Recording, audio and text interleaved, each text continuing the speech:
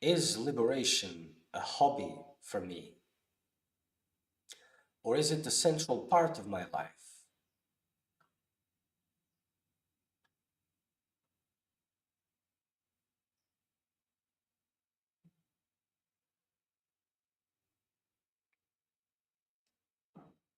Some people work, their work is their lives, and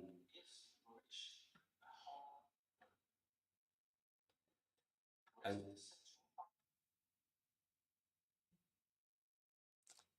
and family structures, friends, whatever, they are the satellites. Others, family life is their main. Everything else just supports that. Others is enjoying life. That means enjoying sense pleasures. For the seeker of truth, if he can be called a seeker of truth, that means that the quest for liberation is the main part. Everything else is just there to assist that.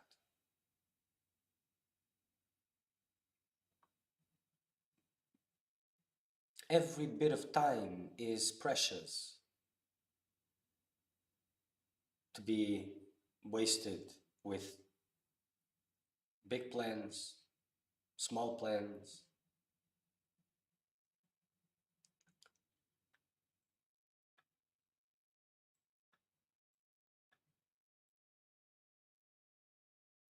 So, procrastinating, what does this mean? It means that there's something else being prioritized. And whatever is your priority, that which is your priority, which is being prioritized, will bear fruits. And those fruits, you will have to eat them, so to speak. So even if you're just wasting your time sleeping in the couch without doing anything else more important, whatever that means, you're just not using your time wisely in the quest for truth. You're sitting in the couch. Well, sitting in the couch will bear fruits, and they will have to be enjoyed.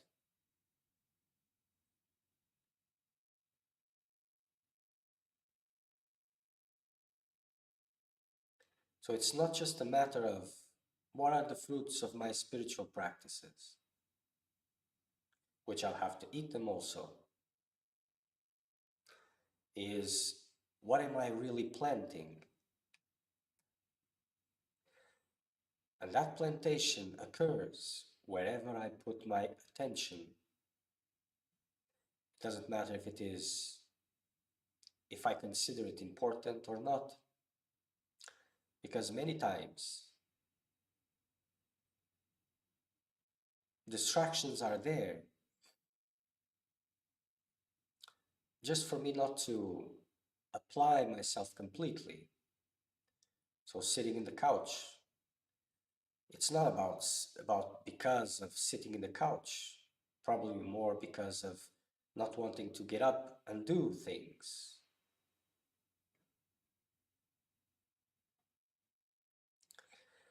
And if that time doesn't come where I ask myself honestly, what am I doing with time?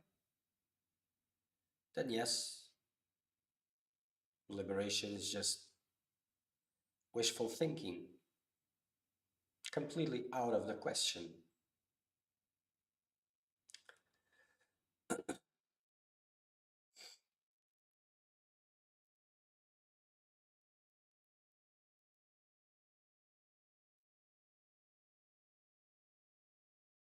It's funny that many seekers many spiritual minded people, many, but many find it absurd to talk about liberation, enlightenment, but still they engage in spiritual practices like preparing a meal and not eating it, finding it absurd to eat what you have been preparing.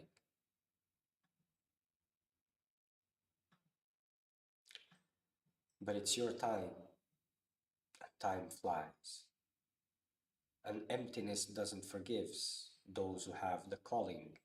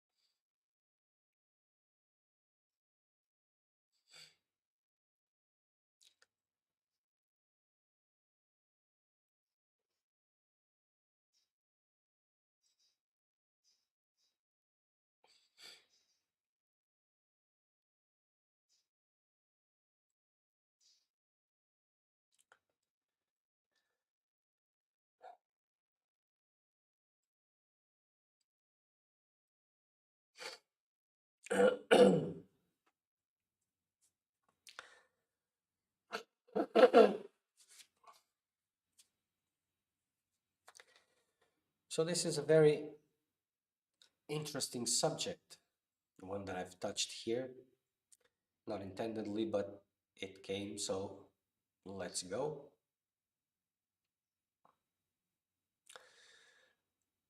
As I've mentioned before many times, there is a crossroads, two movements crossing their paths, and that is the normal seekers of truth in their quest for liberation, and in a broader sense of the society, people discovering and abiding more, supposedly, by the spiritual laws, by the spiritual values. And this creates a lot of confusion. Well, if we look at society as a whole, we can say that these are more spiritualized people. But this is a transition in society, and this happens many times during different ages. So if we look at someone, a normal person, what is called today a normal person, and we compare it with more or less a normal person in India, we'll see two business people, that one business person from here probably, generally, of course, there's always exceptions, doesn't have this sense of spirituality present, intense. But if you look at an Indian person from India, you will see that the presence of God, the notion of God is there present. As they open their shops, they make a puja. These things are there, but does this makes them a seeker of truth? It doesn't. So what we are going through is that what we call today as worldly people and spiritual minded people. So the spiritual minded people today will be the worldly people of tomorrow.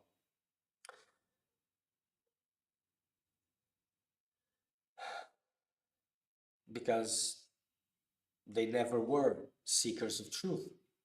They're just changing the values of the core of their lives, and that's good, but it's a different movement.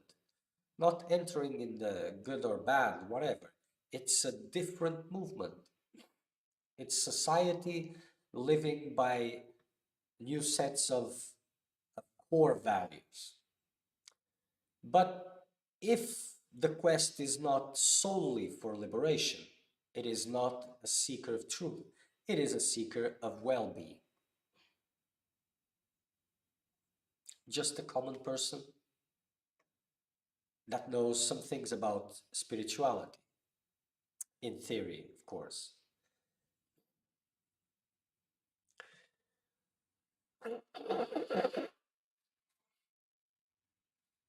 And as it becomes more and more mainstream, spirituality, more and more it goes to every household. So eventually, uh, opening a shop here will also bring this need for a puja, a prayer, or something like that.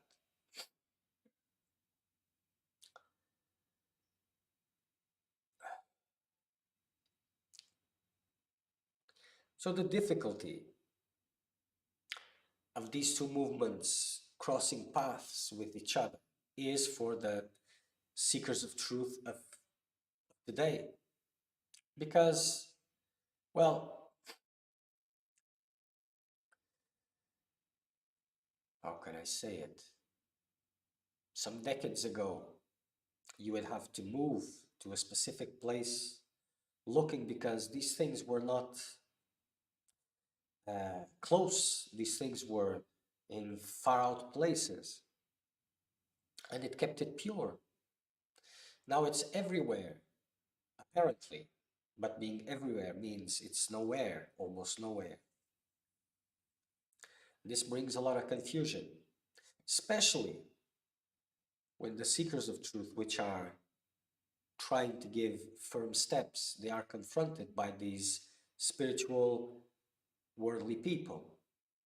And their speech, of course, cannot be different, is there to defend their way of life, to defend their choices, and even or especially to defend their lack of investment in that. So they say that those who seek a life of seclusion, those who seek a life of meditation, of renunciation, they are exaggerating. It is, how do you say this?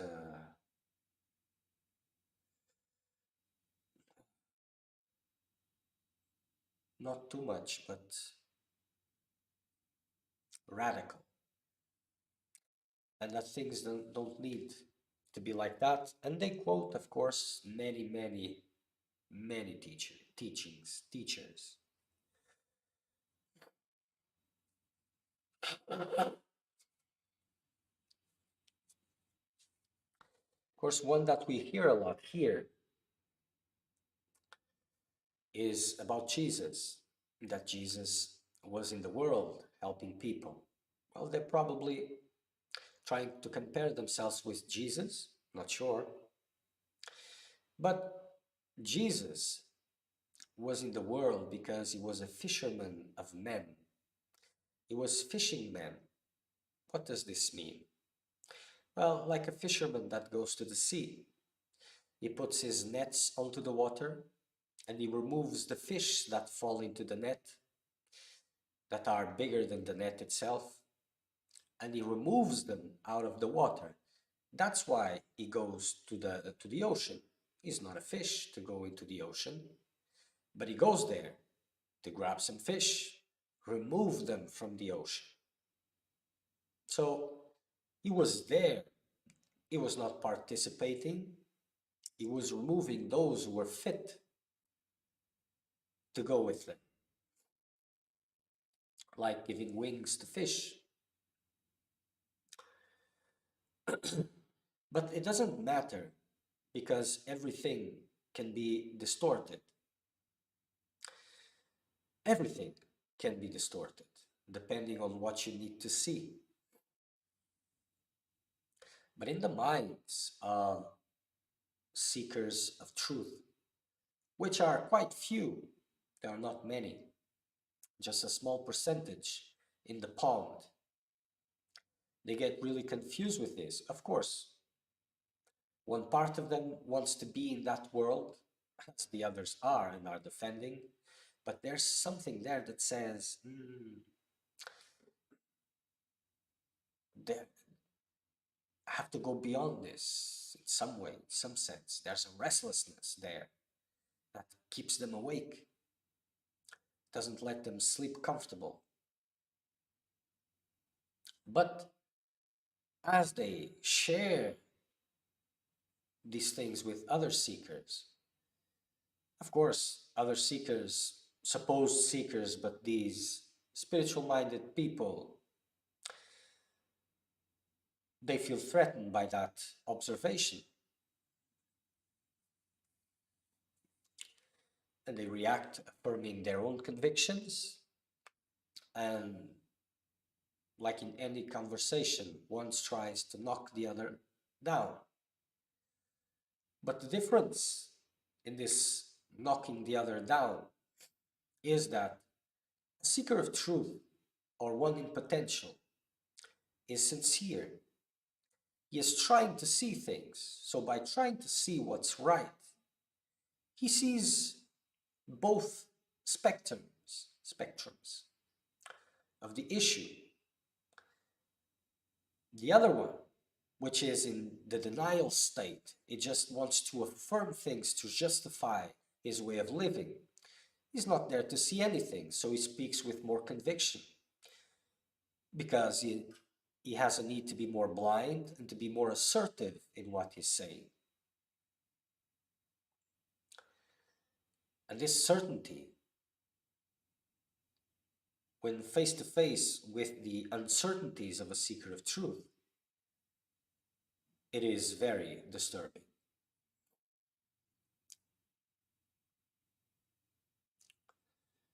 In many places, even this concept of guru, of master, has become something polluted in a sense that, but that's not good.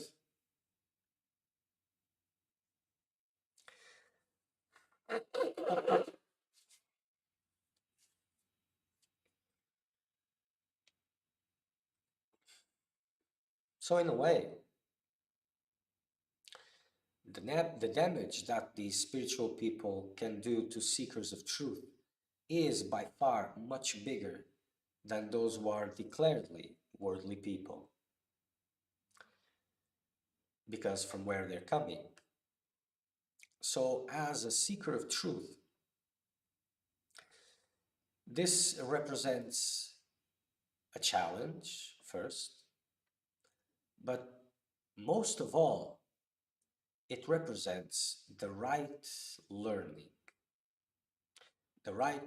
experience. Because at the end of the day, it will help you either to fall down,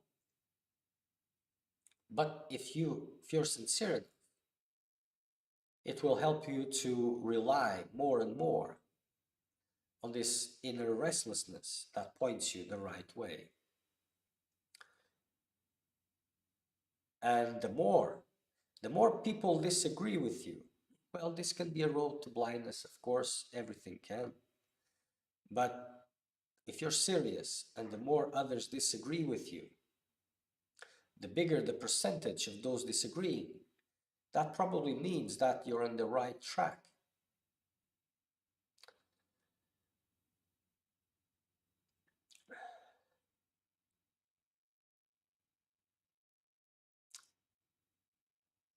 Well, we can look at,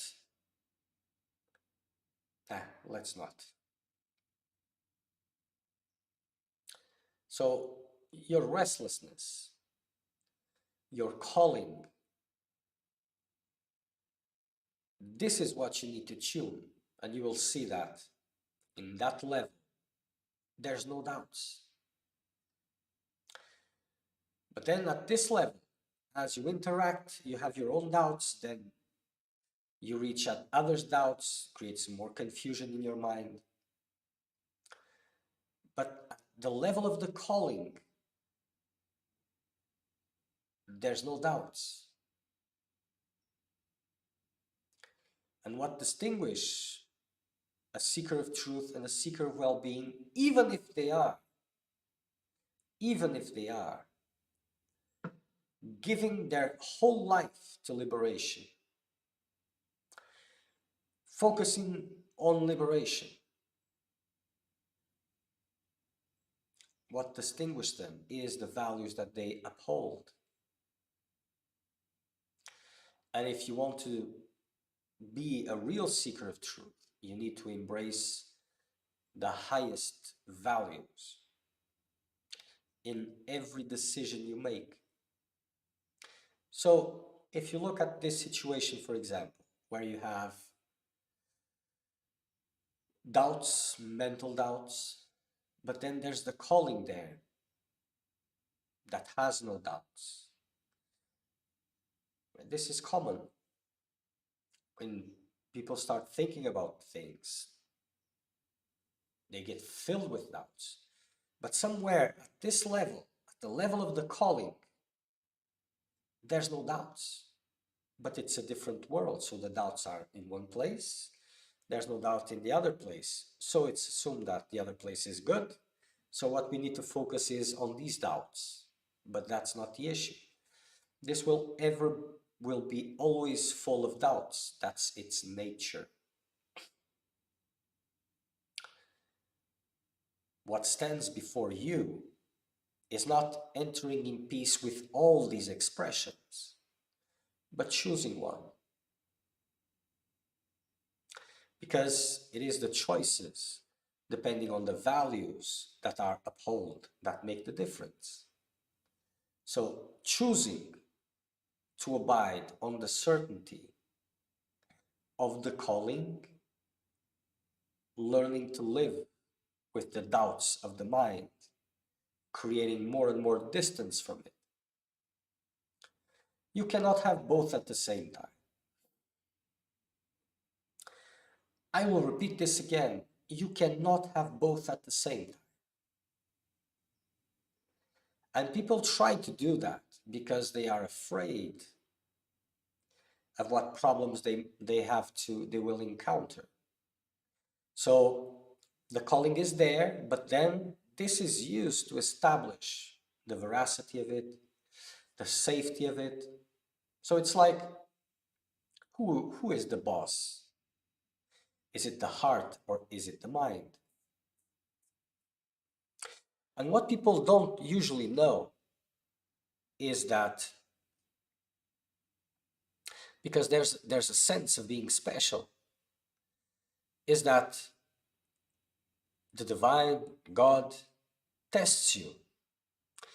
He's not there luring you, pulling you because you are very special. He is giving you an opportunity.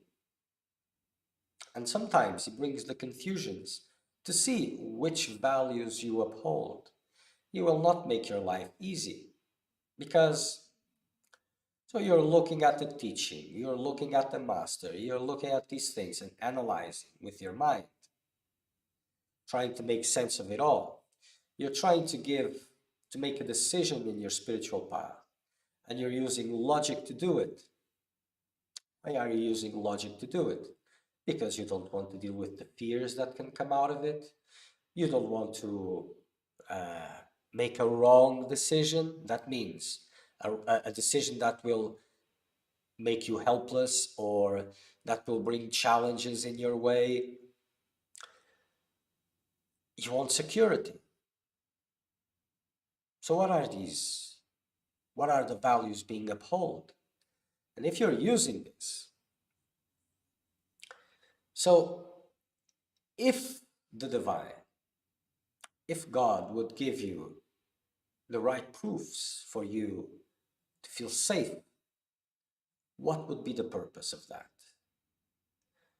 What transformations would occur from that? What liberation would be possible? How would you become a tiger? How would you transform from a small kitten to a lion if you were walking the path of safety? And if you were still basing the core values of your life into safety, comfort, pleasure, and all the same things that qualify a worldly life.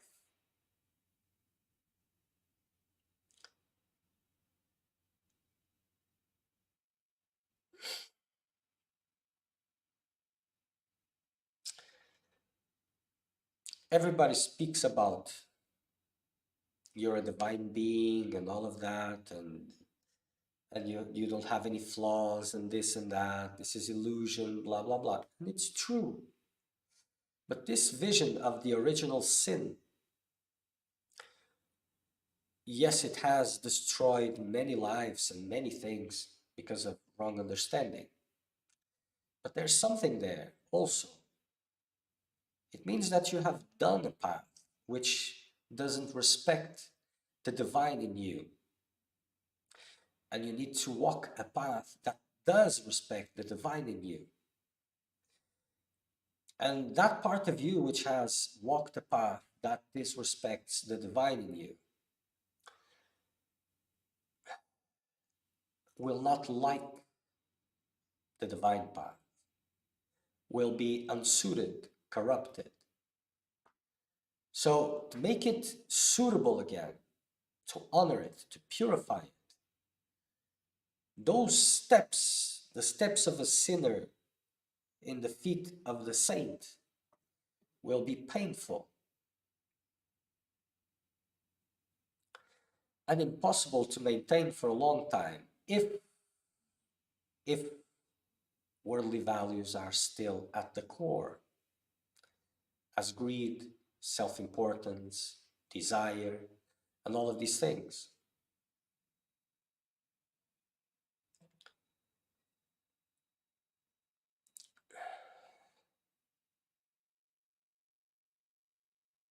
So eventually, you will not be able to continue until you work on those bases.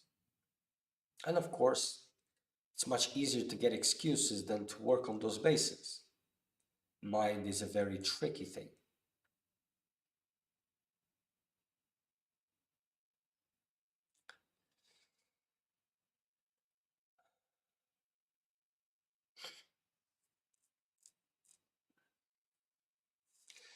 So the choices that you make open up, reveal the horizon that you see unfolding in front of you. Even meditation, whatever. More important than practicing meditation is the decision to practice meditation. More important than sitting for long periods of time is the decision to sit more periods of time, to maintain that decision. The decision not to distract yourself, not to indulge yourself, is by far much more important than the not indulging yourself or indulging yourself,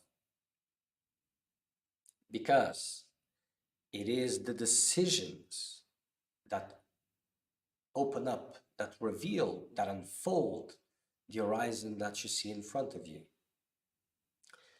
And for the seeker of truth, the one who has learned, and it's not an easy process because, well, it starts from the same naivety that others, that he has learned to abide by these higher values, by his calling and not by his doubts, by love, not by logic.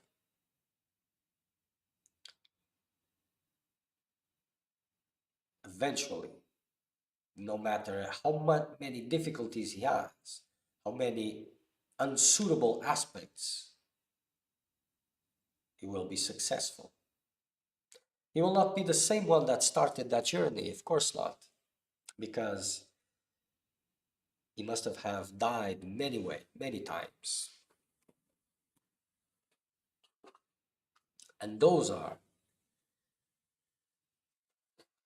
the important aspects. So I see many people saying that, not that many, but okay, oh, this is my life. There's no other purpose from my life, for my life.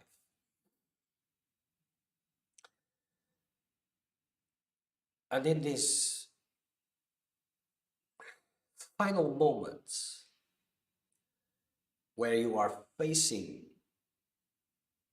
one of the many possible difficulties in the spiritual quest, the decisions that you make, either you're sitting in meditation and you're facing discomfort and you decide to push it forward, either you are facing a difficult decision and, well, logic says this is wrong, heart says this is right.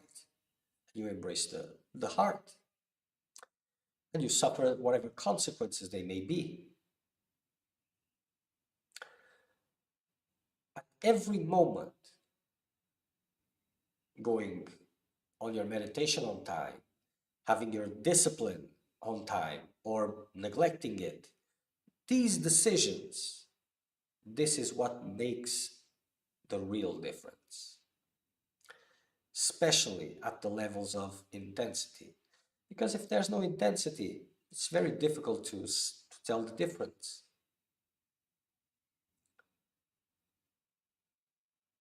It's very difficult, but at an intensity level, this is where things get a little bit clear. You see, they may pass through the same difficulties, but eventually, even if in the last minute, and as you are still in the battlefield, counts. But even if it's in the last minute, you embrace the highest.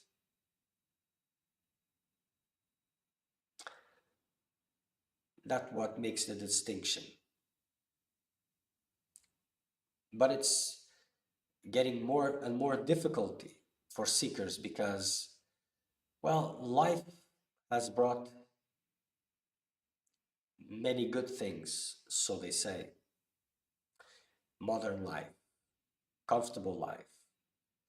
So life today is more close, much more close in terms of what was aspired the old days, decades ago, as a normal conditions of life. So people don't have many needs, at least those who are seeing this, of course. But still, they have become weaker and weaker in their minds. More difficulties to sustain discomfort, minds more fragile, more prone to imbalances.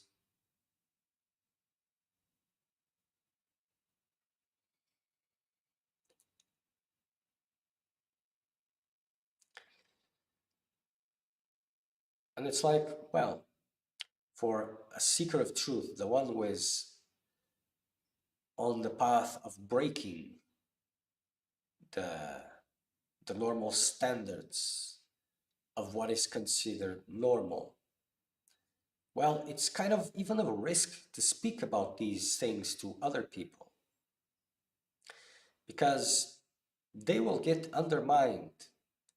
And there's a big part that doesn't have the mental structure for that.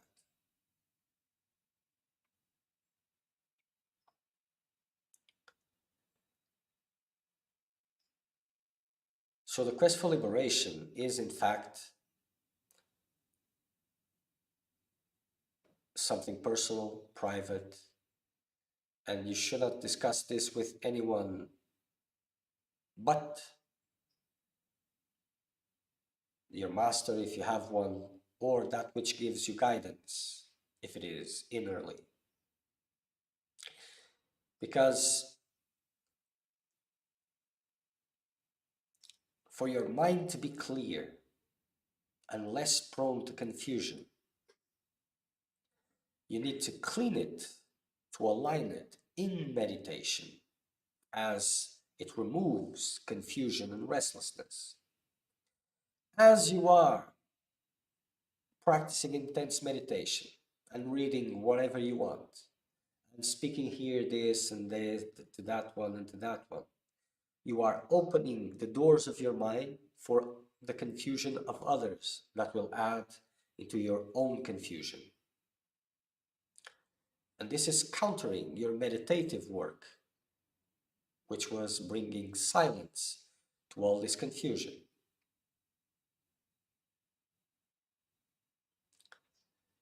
So understand that spiritual practice is sacred and secret for your own good. Because it's not just a matter of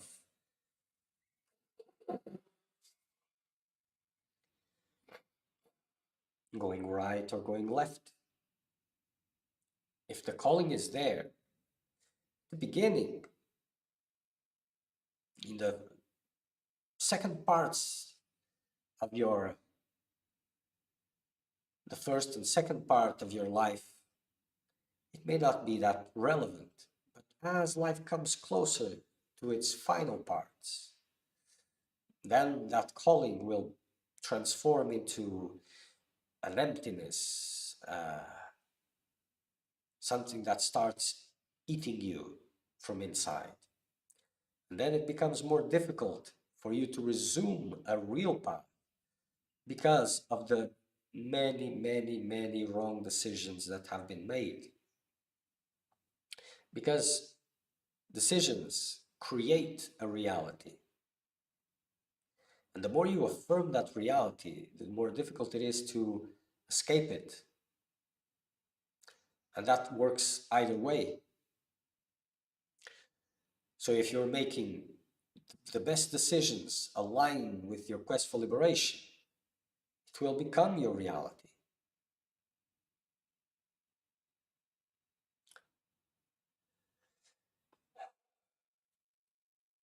I remembered Buddha also. They like to quote him and say that, well, he walked the middle path.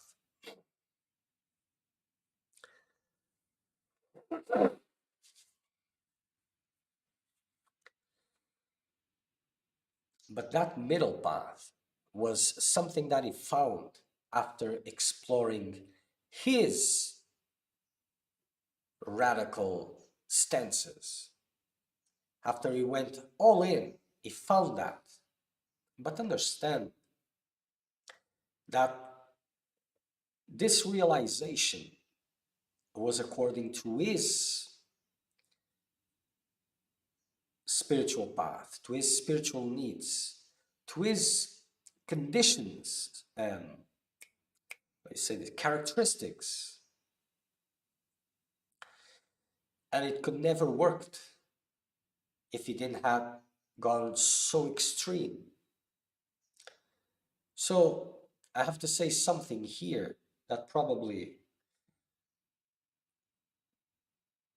will not bring many smiles.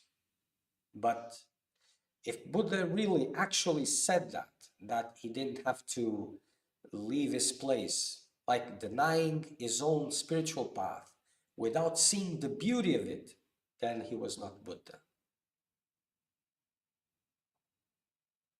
Because that would mean that he didn't understood anything of his spiritual quest.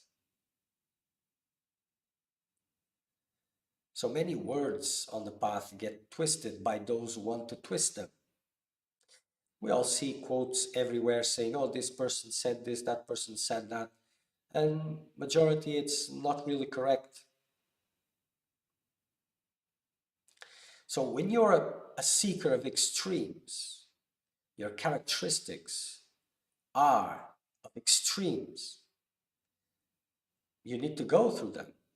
And eventually, eventually to dissolve those beliefs who are behind them, you will have to find something which is in the opposite part, and that will be difficult for you. But if you're someone of the middle path, your characteristics, it's difficult for you to go to extremes, to endure them. Then you need to learn them to dissolve the beliefs that are behind that are the basis of that character. So everything has a logic behind it. So when a teaching is given, it has a logic, not on its own, but the logic comes from the one who has given the teaching. So this is why traditions always said you have to tune with the master to understand what he is saying. Without that tuning, you're just giving your understanding into that translation, and it becomes something else.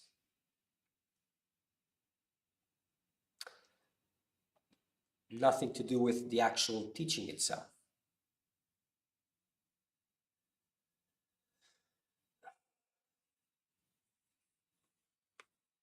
And it's not by accident that we see those who are less prone to spiritual practices indulging in Advaitic teachings and speaking them like, well, we just have to, and we just have to. But these are just children playing.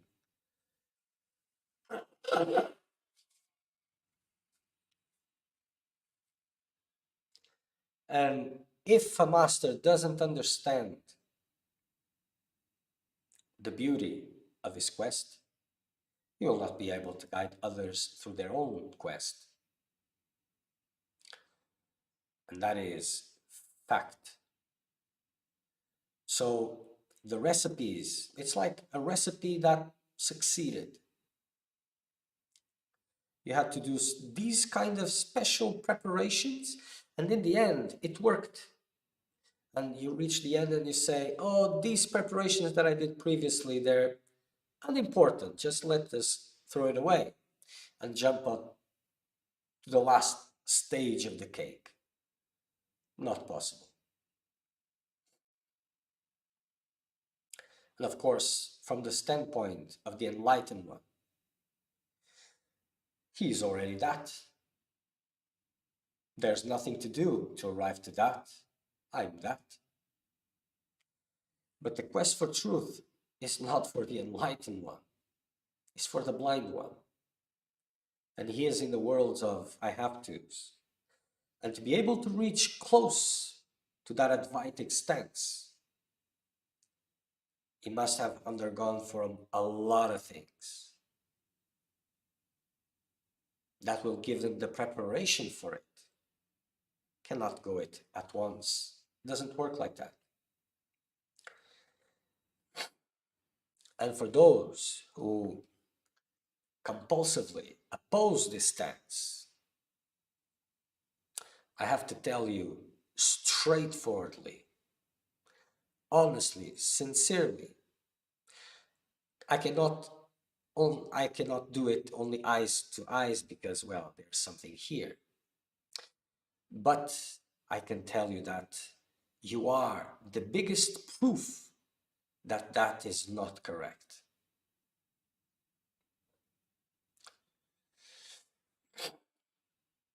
And this is the biggest blessing, because by being the proof of that, when you find maturity, that will help you to understand all the BS that you're entertaining.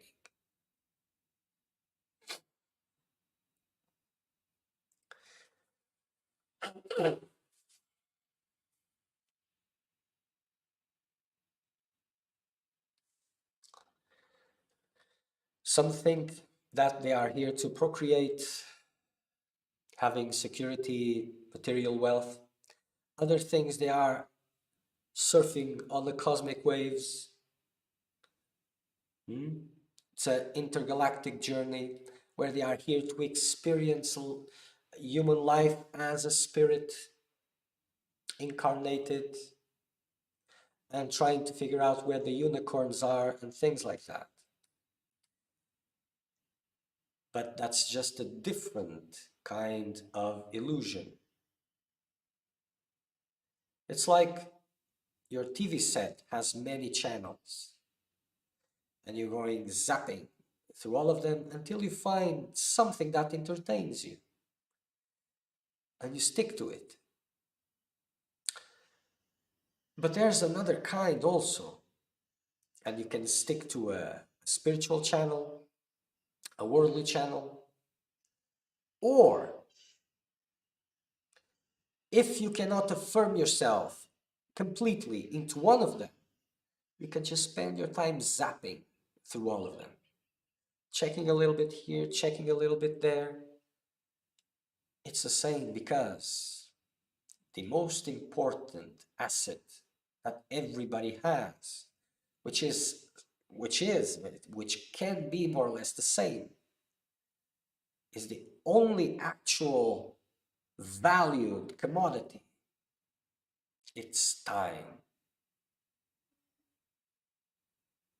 And the way you're using it makes completely the difference.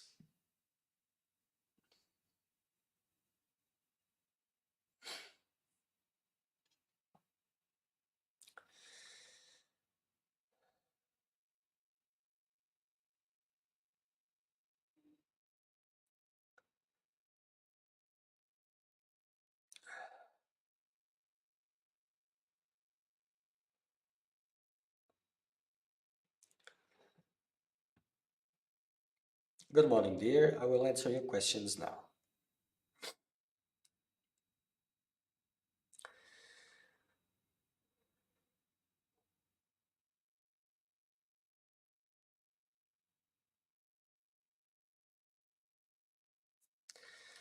Hello, I have a question. Should I talk to people or not? Does liberation make you happy? Like in passing, walking, or colleagues at work, the relationships I have, like my boyfriend, brothers, and friends, seems hard to stop talking to them. Then I asked, what was the purpose of all of that? To achieve liberation. I've been watching your videos. Then I asked if there was some meditation practice, just sitting and listening to your videos. Not for long, but day by day I will increase more. At work, I will practice as much as I can.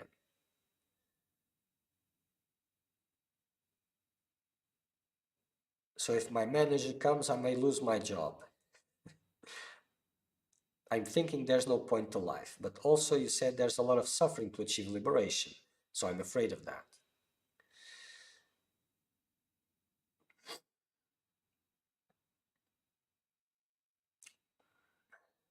Well,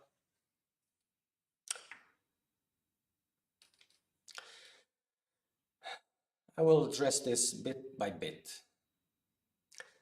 So these teachings to close yourself into yourself, they have a point in being there. So when you're asking, can I speak with my mother or what? It means that you haven't understood what it's being taught. The quest for truth is not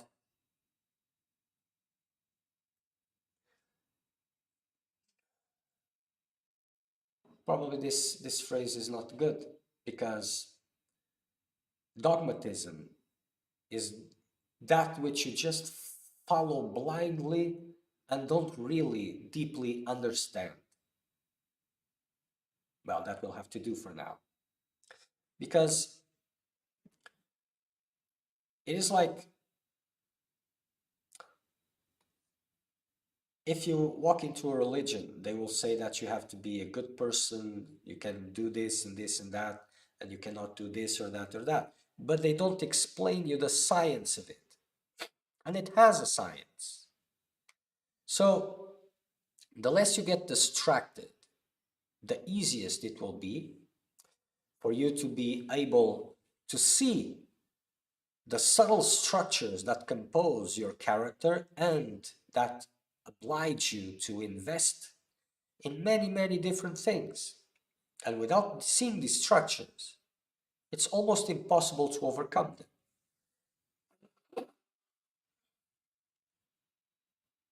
So it's not that there's a problem of speaking to people, but if you're speaking to people, if you have that need, you can observe either by speaking to people and also to see what are the needs that arise during that conversation, and to observe also when you're not speaking to people, when you're refraining to speak to people, what kind of suffering is arising and why. What are the dependencies that your character subsides on? So this is about knowing these structures.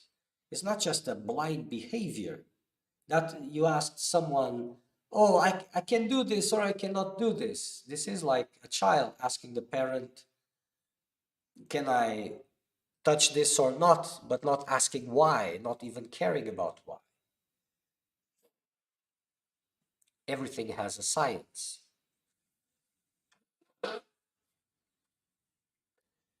Another confusion is that in some way, someone else, aside from you,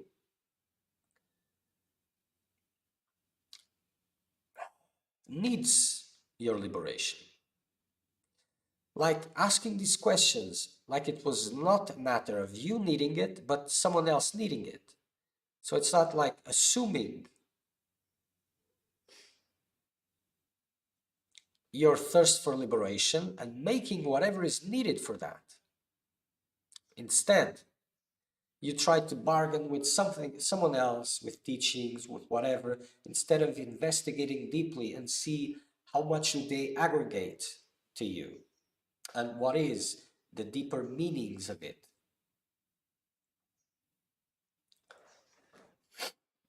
Many people go to spiritual practices to escape the emptiness of their lives, the frustration of their lives, depressions and things like that, and suffering.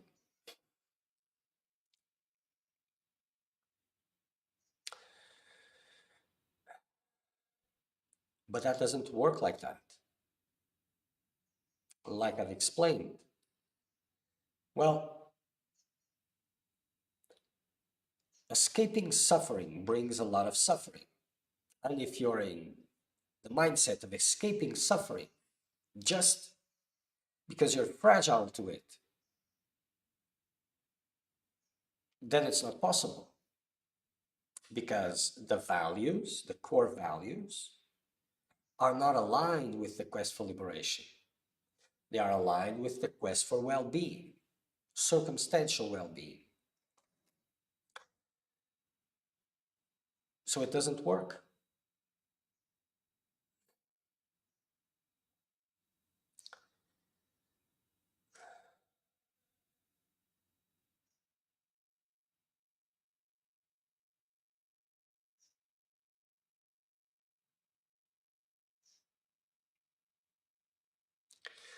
So if you really, and this just sitting and seeing satsangs,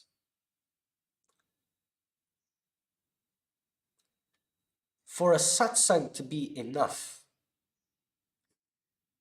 you need to be at a very, very, very high stage of your spiritual path. Probably many think that they are already. But for safety, it's better for you to assume that you're not and work for it instead of assuming that you are and not working for it. So, to be realistic, especially in the world that we have today, the lifestyle. So, if you have this quest for liberation, you better bring a meditation practice, a solid discipline, structure that covers your day. And you can maintain it and increase it day by day as it is possible. So for example, meditation. It's not about, should I practice, uh, I will not even repeat these minutes because, well, but I could, but I won't. So should I practice 1 hour, 2 hours? What? You should practice till your limit, till what you can take now, and maintain it. And as soon as it gets possible to increase it, increase it. And you will see that if you're coming close to your limit, or if you're in your limit, you'll be able to increase it 3 minutes, 5 minutes more. And whatever you increase it, you maintain it. And I'm sure that you can take much more than you imagine. And your mind will start screaming much prior to what it really can take. And that's a training of the mind. And you can do it in many different ways. But that, without the spiritual discipline, without the spiritual investment,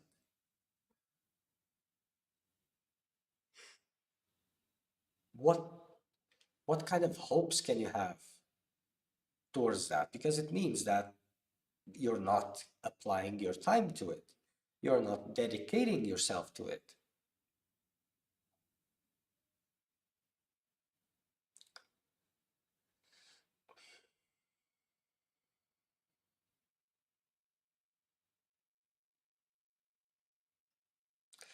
And as for practicing meditation at work, well, I'm not sure if that's a very dharmic thing to do because, well, you're there, you're getting paid for something. So you fulfill that. The alignment should be, okay, if I need more time for meditation, then I have to organize my life so that my time and so that the time that I use to support this body so that it can practice meditation, this time has to increase. So the rest has to decrease. So I'll work less to have more time. I will work less, earn less, and then I will have to reduce, which is good. Reducing dependencies, reducing expenses, reducing that, it's very good. And increasing the time for spiritual practices. Instead of going meditative work and just sitting and watching satsangs in your home during your time. So essentially, it's building something solid, keeping it steady, and moving beyond. All the rest is just wishful thinking.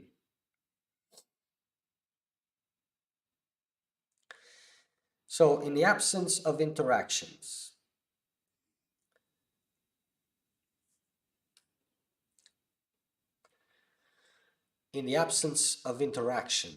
you can observe what is arising and learn the dependencies and the needs which is there. And in the presence of interactions, you can observe, if you're not focusing on the interaction itself, you can observe what that interaction brings forth. What are the needs? What is trying to affirm itself? So that you can remove yourself from those automatic investments.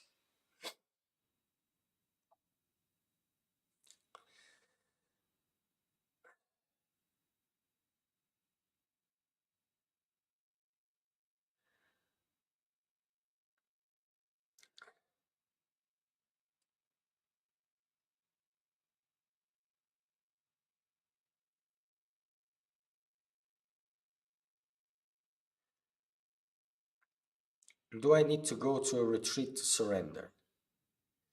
You see, the life of a seeker of truth is retreat. There's a video like with a title like that, probably. And this retreat is this opportunity to dive deep in yourself. It's not that the retreat will bring you, because many people go to retreats and they just go in holidays. It doesn't matter if they go into a spa for a retreat or into a real serious ashram. If their attitude is not aligned with the purpose of that ashram, that seriousness, it's not a retreat. Many people just go to speak to like-minded people, to find a like-minded partner or something like that. That doesn't make it a retreat. So the life of the seeker of truth, by the choices that it makes, by the alignment that it has, becomes a retreat.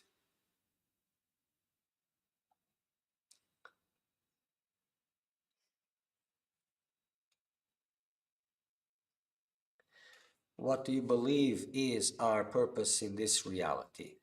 Well, I'm not in the field of beliefs anymore. And I going into this, it's like, well, that which is important for a seeker of truth is not the whys. It's not how he got there, what is he doing there, what's the purpose of all of that. Because it's like you're in the middle of a game. So learn the rules of the game to be successful in the game. Then you can waste time with that if the need arises. It won't. I guarantee you that it won't. But this is the most important thing. Without it, it's just bringing value to that which doesn't have. So there's distraction and there's liberation. And that which is not aligning you with liberation, bringing you closer, it's distracting you from that which is really important.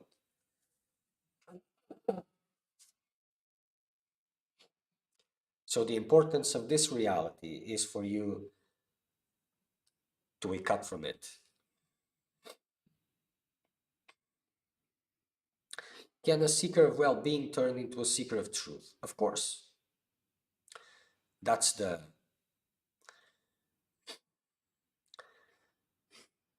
direction. That's the natural, how do you say this? Evolution, let's call it in this way, because it is the amount of seriousness that makes a seeker of well-being to a seeker of truth. And this will be always, not always, but biggest part of time in the heart of a seeker. In the heart, not in the sense of the heart, but inside part of the seeker. These two aspects. So for him to become, for a seeker of well-being, of course, it is seeker of truth, the end game of that, the next stage of maturity. When he starts identifying the investments towards well-being and their fruits, when he can see their fruits, actually see the nature of pleasure and suffering. And when it becomes visible that the nature is same, that pleasure is just that which facilitates more suffering, then it becomes clear. So yes, a seeker of well-being, before being a seeker of truth, there's a seeker of well-being.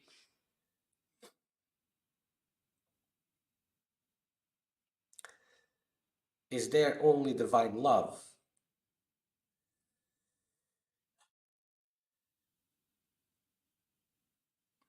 Well, there's only love. There's only divine. There's only you. There's only I, identity. All the rest is just appearances. Is liberation being alone? Well, liberation is being all. So this question of being alone doesn't rise.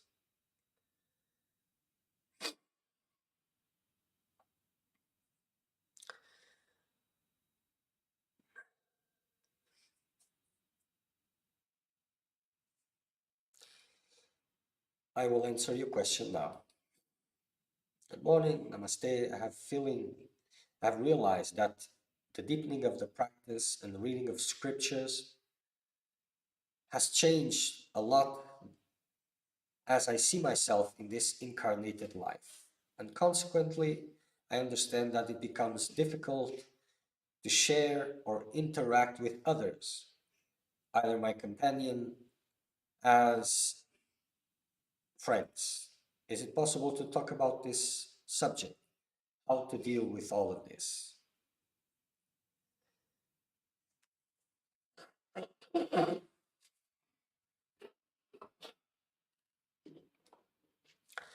Of course. So your companion,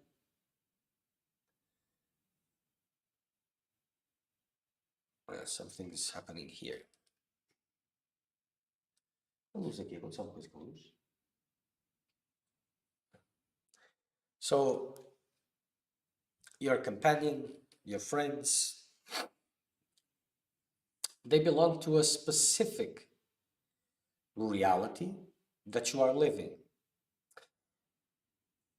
Better yet than a specific reality, they belong to a certain vibrational level, stage. And as you intensify your spiritual practices, your vibration starts to change. And as it starts to change, you move up in the frequency. So it becomes more difficult to interact for you and for them also. So, and what makes it more difficult is because, well, you will try to pull others to your level if you're still confused about that, if you're naive, and others will try to pull you back to the level where they were. They want the old you, the one that they can interact. So it's complicated. With time, people may learn to respect themselves, but that's asking too much from a simple human being. So, and if you intensify even more, you will stretch more those ropes. This is something that makes a lot to give up or to have just superficial practice because they want to deepen their practices, but they don't want to lose. They are attached to these relationships, circumstances, and all of this. But as a seeker of truth, as you intensify your spiritual practices, your karmas will accelerate very fast. It's like you start living things in a different intensity so that you can move higher and higher and higher. So the circumstances in your life may change abruptly. And this is one thing that doesn't allow seekers to continue because they don't want to change their lives. They just want to improve what is there, to make it better, not losing it, not changing it for the better. So they think. That's not really the way it is also. So the more your vibration raises, the more your understanding matures. It's more or less like the same. So if you could travel through time and meet yourself 20 years, in a 20 years gap, your 20-year-old self or yourself from 20 years ago, you wouldn't be able to have a conversation more than 5 minutes. It would be unbearable for you. But how is it possible for you to entertain these ideas? There wouldn't be a connection because you have changed.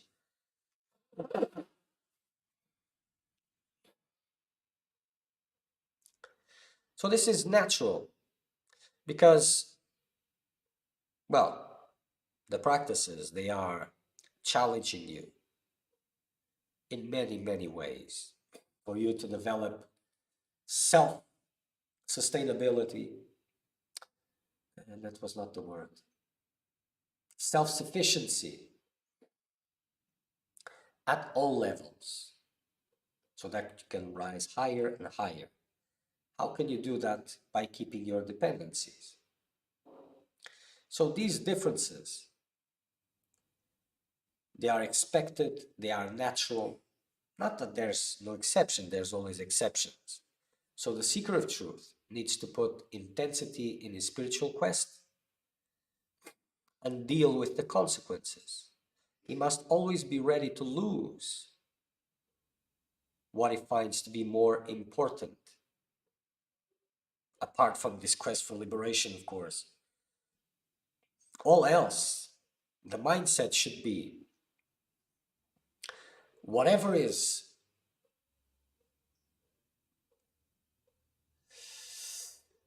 good for my spiritual path, whatever respects it, whatever is aligned with it, will remain. Whatever doesn't will be left behind. So whatever he sees being left behind, he knows that, well, that's for the best. Whatever is being kept either is for the best or it is neutral, if there's anything neutral. Well, when there's respect, okay. So these fears will arise for sure, and you must be ready to deal with them. They are a part of the package.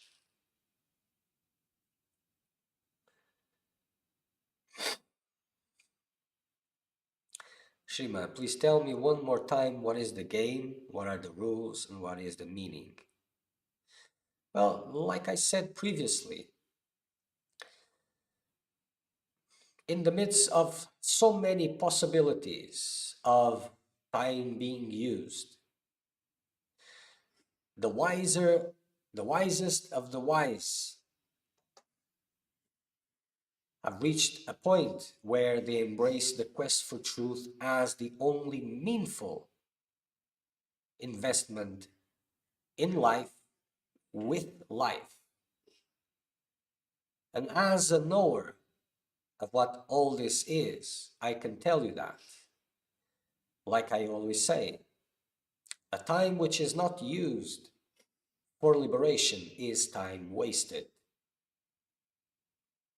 So whatever appears to be important apart from that, it isn't. It is there to entertain you.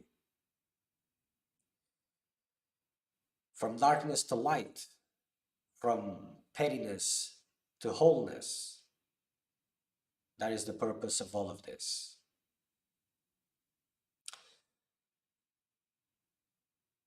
But this part of using all your time for liberation only is very important, crucial. Because as you reach the end, everything makes sense, whatever that means. But it's not about making sense. It has nothing about that. But at the stage of a seeker of truth, the time he is not using to liberation, he is using into maintaining suffering illusion, or illusion suffering, which is better this. For those who are sensitive to suffering, we say first suffering, then illusion. But for them, this doesn't help because they are sensitive to suffering. So it doesn't matter how much you incentivize, it doesn't make a difference much.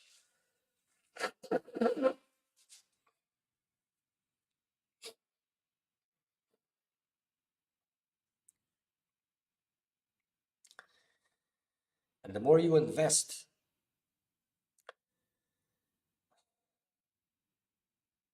in taking care of these securities, dependencies, and all of these things, you are making them real.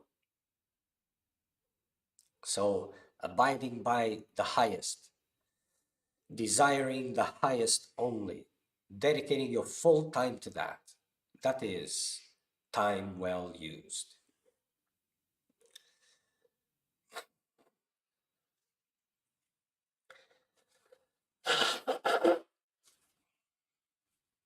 Okay. riesci, ma...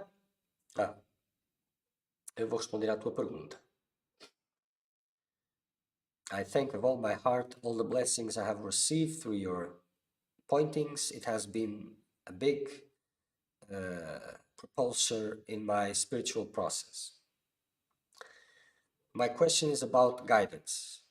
Since I resume to the practice of meditation, I understand that I'm more sensitive to the perceptions about what's going to happen and insights, following the flux of life in a way more fluid and harmonic.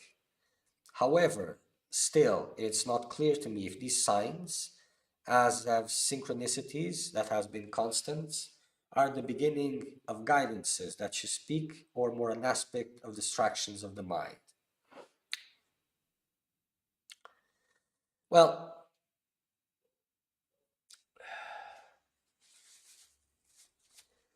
synchronicities is for kindergarten. People get so baffled with synchronicities, like watching a magic trick. And this is about the first stages, where the seeker is at that level that needs to understand that there's something more than the eyes can see. That magic. So synchronicities bring this vision. But when they are aligned with the quest for well-being, they become also a compass. So you use the words more fluid, more natural. So this compass is complicated because it gives you the perception that, and it is true in the sense that that stage, when it flows, it reveals that, well, it's here. When you're struggling, it reveals that it isn't. Yes, in kindergarten, it works like that. As you grow older, as you become a more senior seeker, a seeker of truth, as you are countering that which seems natural, it will not resemble to be fluid, especially when you're going through your own resistances. It doesn't seem to be natural because these challenges, they are challenging you to step away from your reality and live something else, like taking a fish out of the water and hoping for it to learn how to breathe. It's not his environment.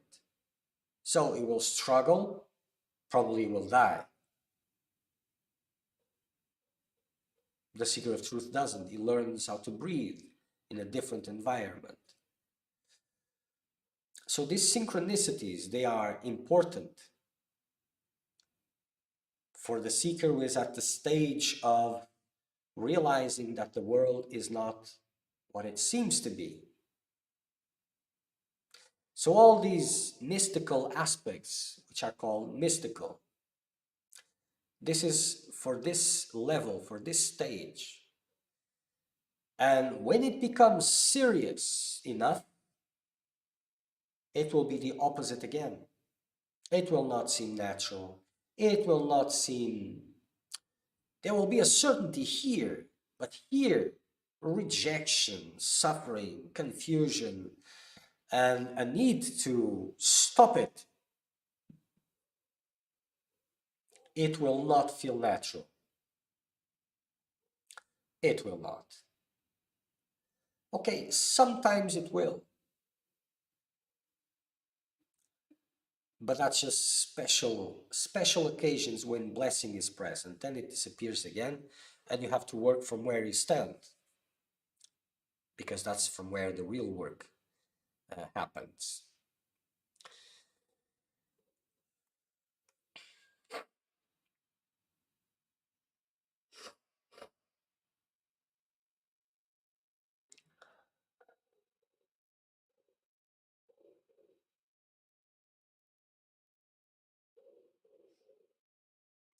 So this is the sugar coat as you resume your spiritual practices.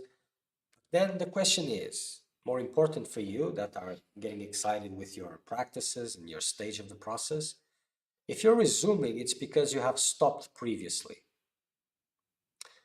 And this is very important for you to see why have you stopped, really.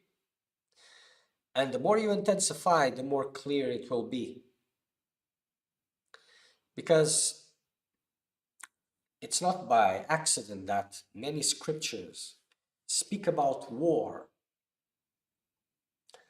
Bhagavad Gita is in the middle of a war. Many are. Many biblical stories are in this war-like context because it is a war. So your worldly aspects, they are not innocent. They don't want just a little bit of something to be happy.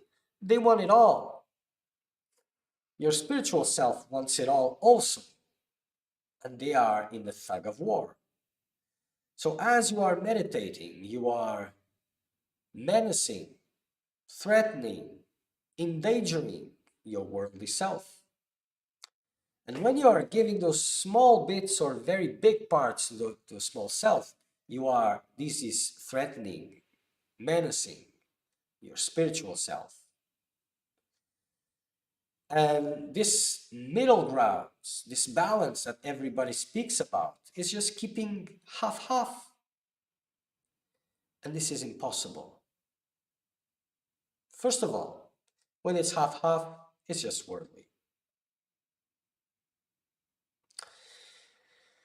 Second, you will miss it, you will lose it. Either you will lose the substance of your spiritual practice, the core of it, the life of it, or you won't even awaken it, or you lose it all as the form, as in your spiritual practices.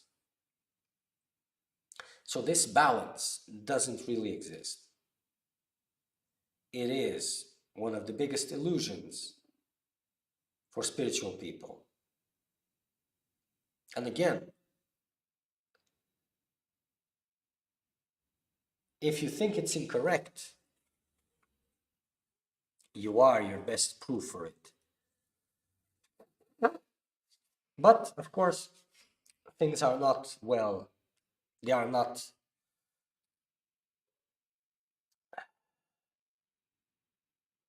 how do you say this?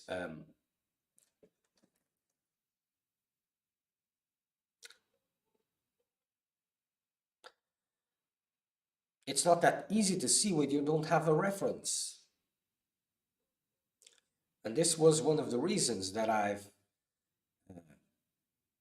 elaborated a kind of meditation retreat, intense meditation, so that it can bring the perception, awareness of what real spiritual practice are, so that you can have an opportunity to see the opposite part. Because if you don't have a reference, you will take it, whatever you are doing, as symptoms of whatever.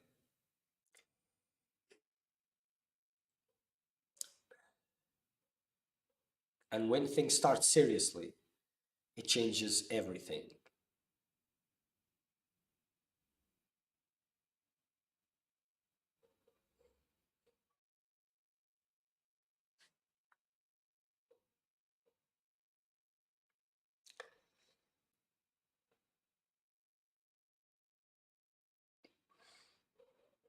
So yes,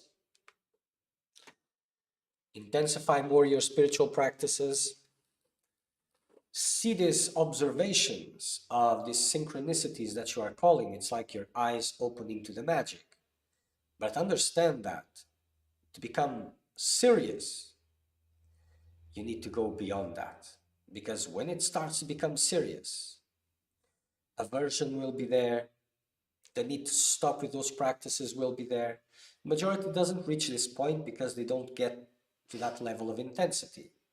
And their worldly self wins and takes over everything. And they are deviating from the difficulty, the part that doesn't flow, and this and that.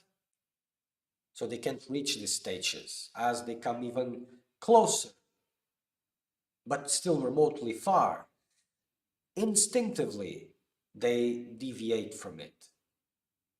So this is to show you that all that the eyes can see is not the only thing there is. But to become serious, you need to go beyond these synchronicities, these observations, these evaluations. If there's something from here which is propelling you, tune with that. Surrender your mind to that. That is the way. Okay. So I think it's all.